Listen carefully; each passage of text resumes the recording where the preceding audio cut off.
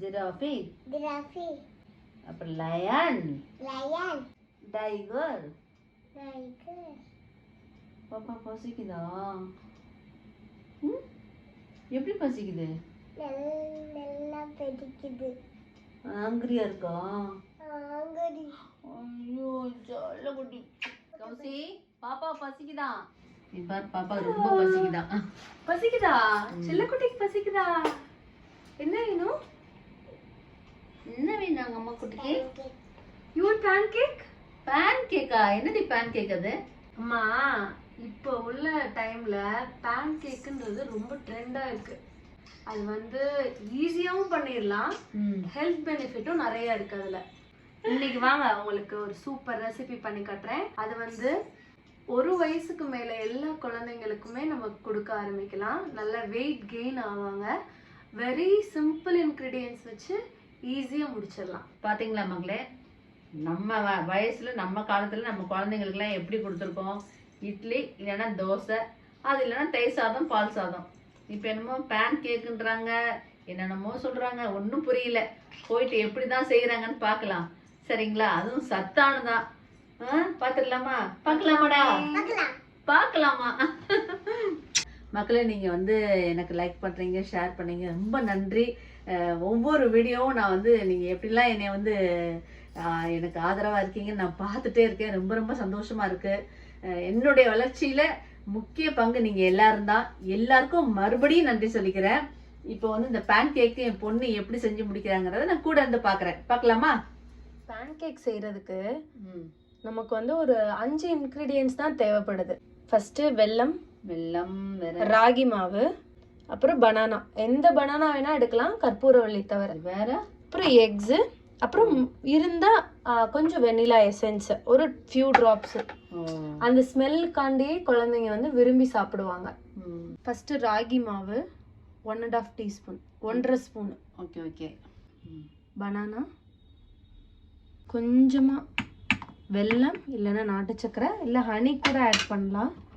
Egg, ஒரு egg போதுமா? 1 போதும். ஒரு பாப்பா சாப்பிடுறது, ஒரு குழந்தைக்குன்னா 1 எக், ஹோல் எக் ஃபுல்லாக போடணும். 1 வயசுக்கு மேலே தான் அதுவும். அடுத்து இப்போ few drops of vanilla essence. குழந்தைங்களுக்கு வந்து பிடிச்சமான ஒரு ஸ்மெல் வெண்ணிலா. ஓகே, இவ்வளோதான். இதுக்கு மேலே அடிச்சுட்டு வரணும். இதை வந்து நம்ம ஃபஸ்ட்டு ஃபுல்லாக கிரைண்ட் பண்ணிட்டு வருவோம். நல்லா இந்த அளவு வந்து அரைச்சிக்கணுமா. ஒரு எல்லாமே நம்ம போட்ட எல்லாமே வந்து கிரைண்ட் ஆயிடணும். Super super. தோசை பேன் வந்து அடுப்பில் வச்சுருக்கோம், அது சூடாகட்டும். கொஞ்சமாக நெய் இல்லைன்னா பட்டர் ஊற்றிக்கலாம். ஆயில் வந்து குழந்தைங்களுக்கு அவாய்ட் பண்ணிடணும். நெய் இல்லைன்னா பட்டர் ஏதாவது. இப்போ இந்த மிக்சர் அப்படியே வந்து இதில் ட்ரான்ஸ்ஃபர் பண்ணிட வேண்டியதான் தோசைக்கல்லில்.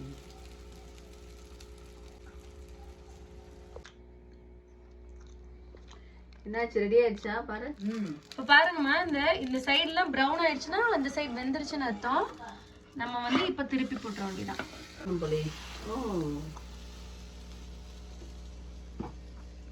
இந்த சக்கரை போட்டதுனால கொஞ்சம் ப்ரௌனா இருக்கு இல்லையா?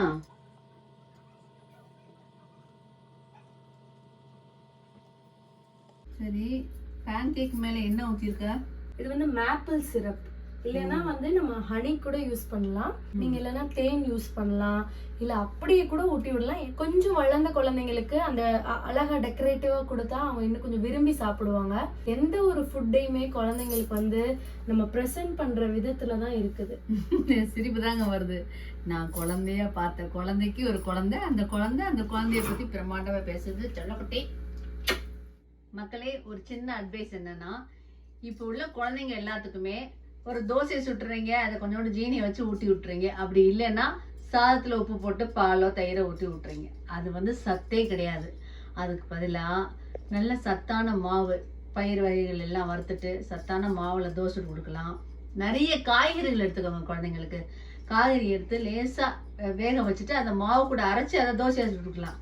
இந்த மாதிரி நீங்கள் செஞ்சீங்கன்னா குழந்தைங்க வந்து ரொம்ப ஹெல்த்தியாக இருப்பாங்க. பின்னாடி அவங்க வளர்ந்து வரும்போது அவங்களுக்கு ரொம்ப உடம்பு நல்லா ஸ்ட்ராங்காக இருக்கும். சரிங்களா? இந்த மாதிரி நீங்கள் செஞ்சு பாருங்கள், எப்படி இருக்குன்னு சொல்லுங்கள். குழந்தைங்களுக்கு சத்தான உணவு வகைகளை பத்தி தெரிஞ்சுக்கணும்னா கமெண்ட் பண்ணுங்க. இதை பத்தின வீடியோ அடுத்தடுத்து நான் உங்களுக்கு போடுறேன். ஓகே மக்களே, பாய்.